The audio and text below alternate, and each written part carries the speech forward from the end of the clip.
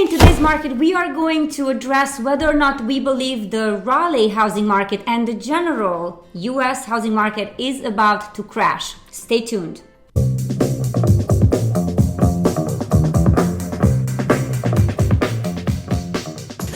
So we're back. Is the market going to crash or is it not going to crash? I'm going to ask Johan here because he is amazing at what he does, and we've been both serving the Greater Triangle area for 10 years plus.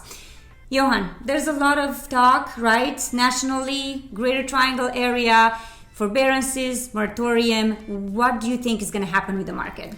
Joanna, it's very uncertain. I believe that what's happening here in Raleigh-Durham may not be the same as what's happening in a different area of the country. So, correct. What we do know, though, is that there are two programs that were implemented in the beginning of last year that are expiring this year, June. So, the COVID-19 related forbearance program is ending at the end of June, and so is the Foreclosure Moratorium program. It's also ending in June. So, once those two programs are finished, who knows what's going to happen in our market? What do you think, Joanna? What do you think about the delays, right? There might be some delays. So they're ending, but then again, are they? So that's the other thing. The servicers were warned by the Consumer Finance Protection Bureau that being unprepared is not acceptable. So that means that they are expecting a wave of possible foreclosures, and they have to be ready to service these customers that need the assistance. So, Joanna, we may not see a lot of foreclosures. What do you think?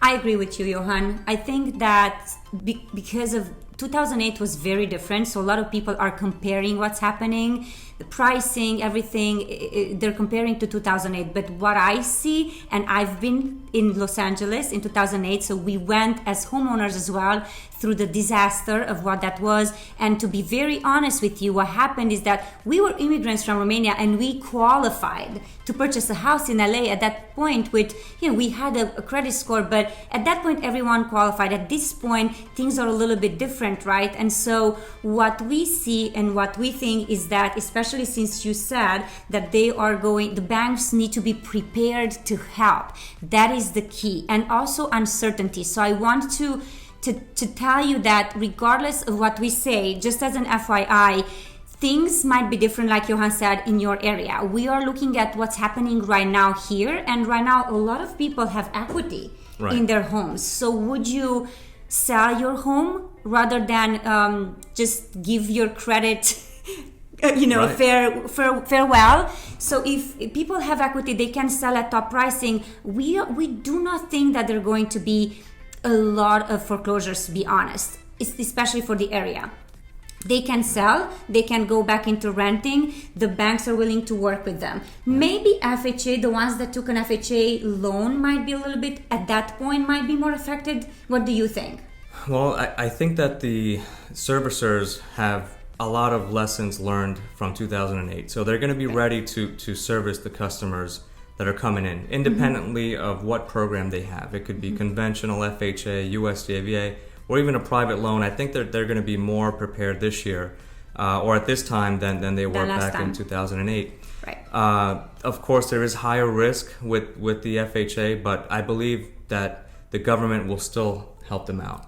Yeah. So given the choice, right, as a homeowner, what do they do, Joanna? Do they sell having the equity, take that equity, and possibly rent for a few years while they get back on their feet, and then they could purchase? Because when they sell, they're not going into foreclosure, so they are still. I guess a lot of people would do that, wouldn't you? If you were really in a bad situation and you didn't have a job, you would prefer to sell rather than take a hit on your credit score. Save my credit. Save your credit, right? So we are seeing a lot of the millennials, right? They're turning 30.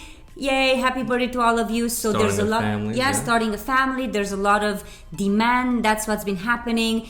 But we all know that pricing has really, really skyrocketed to it's just too much, right? So for everyone's peace of mind, we think, based on our research, that at some point they kind of need to calm down. This is what we see and we all agree. I'm going to read something to you because also new construction, as you guys know, has skyrocketed as well, but the demand has skyrocketed, which also prompted the pricing to go high. But right now, with what is happening with the lumber pricing, with pretty much everything, we were just looking at the WRAL news. A lot of the builders say, look, it costs $36,000 more or so to build a house. Everything that we're bringing here, from lumber to anything else, pallets, anything from Canada, it's costing us every single thing. So there's a crisis, right? So listen to what Robert Diaz, chief economist of the National Association of Home Builders, is saying. We're not going to see a crash in the housing market, but we're expecting some cooling on the really unsustainable growth that we saw, particularly in 2020. When home prices are growing faster than incomes, ultimately that is an unsustainable trend, right? So also, I took this, by the way, from marketwatch.com, just so you know. That is my resource. It's not something that I pulled from my own. Obviously, it's a quote. And also, I want to read something else from the same source. Experts are hesitant to make apples to apples comparison between this housing market, fueled in part by pandemic related demand and low interest rates, and the one that preceded the Great Recession. So from both of our perspectives, lending and real estate perspective, the Greater Triangle area, Raleigh homes are increasing. I'm going to give you a quick update to what has happened. Look at this. I just wrote these notes right now. So from March to April 2021, the median sales went up 3.8% to 329,900. The average sales went up 3.9% at 381,705. Days on the market were down 12.5% to 14 days, which is kind of unusual because it seems like we're like at minus 100 days on the market, because homes are selling the moment they hit the coming soon status, most of them, right? The inventory actually, compared to last month, went up 4.4%. Closed sales at 0.6% higher, and new listings up 6.6%, which is great, right? So we are in that spring market. Okay, so look at what happened from 2020 to 2021.